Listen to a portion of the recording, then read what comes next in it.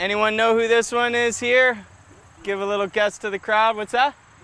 Milkweed. You got it. So this is Asclepias syriaca, and this is another one of my favorite wild edibles. This is one, so like with wild edibles, there's this general spectrum of like edible but regrettable, edible and forgettable, or edible and incredible. And this one is like edible and incredible. This is one that's like gourmet level flavor, not something that you find in many other vegetables. You know, it kind of has a flavor almost like peas or something, but it's very unique. And especially this seed pod, these seed pods. Now they're way past harvestability at this point. You could maybe go a ways north and find some that are still young enough and immature enough, like way up in the mountains in Western Maryland or something like that. Or if you went like up to New York, they're much further behind us. But these milkweed pods, when they're small, when they're like, you know, little babies, plump and tender, you boil them in 2 changes of water, and the outside part tastes like very much like peas or just kind of like a mild vegetable sort of flavor. And then the inside is like cheesy. I don't even know how to describe it, but it tastes like fatty, cheesy, just like really, really delicious flavor. And I think especially for vegans, this is like a knock your socks off kind of experience, because it's such a unique flavor profile that I really only find in cheeses. And this is a perennial.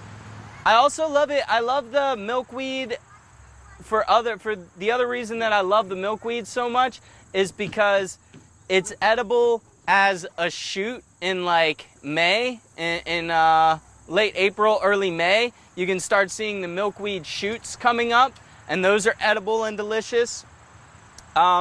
In the late spring, early summer, like around June, July, you can get the flowers, and then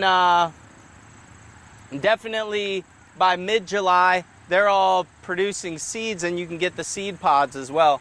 That brings up another great point. So the reason that the monarch butterflies select this species, or select the Asclepias genus in general, is because they have a class of cardiac glycoside. They have a group of cardiac glycosides in them called cardinalides, and these cardinalides are toxic to our hearts. They clog up our heart valves.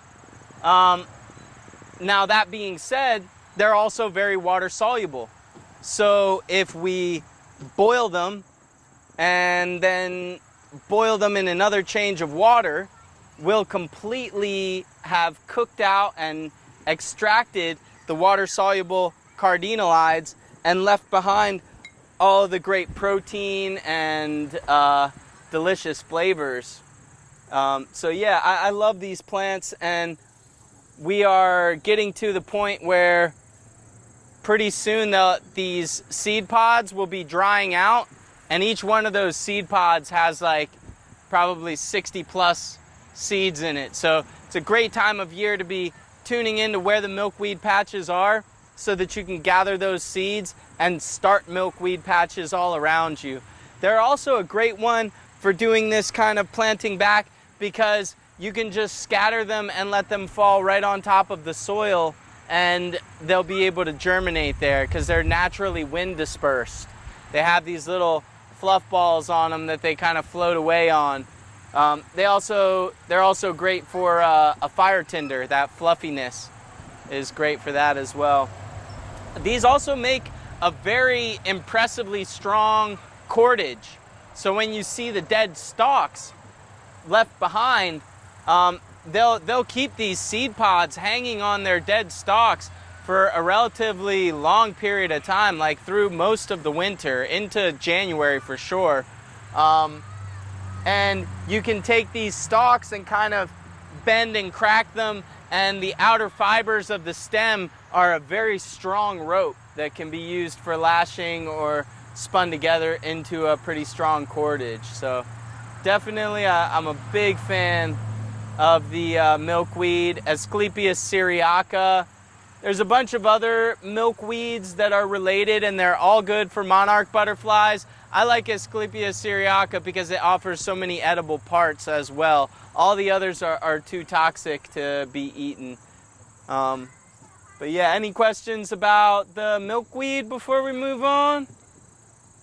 What are the differences between the edible ones and the not so edible ones? The not so edible ones are smaller, and they've got orange flowers, which is really cute. These ones have kind of white and like a violet purplish kind of tone to the flowers, and they're these beautiful globes of flowers, like this little cluster of flowers that's in a perfect globe. They're really pretty. They're really pretty plants. I love them. And then I think the not so edible ones have more persistent cardinalides. It's the same class of compounds, but just a nastier version of them, I believe.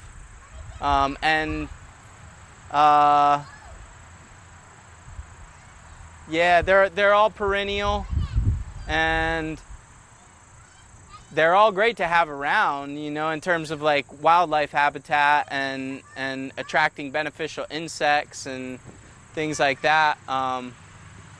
But yeah,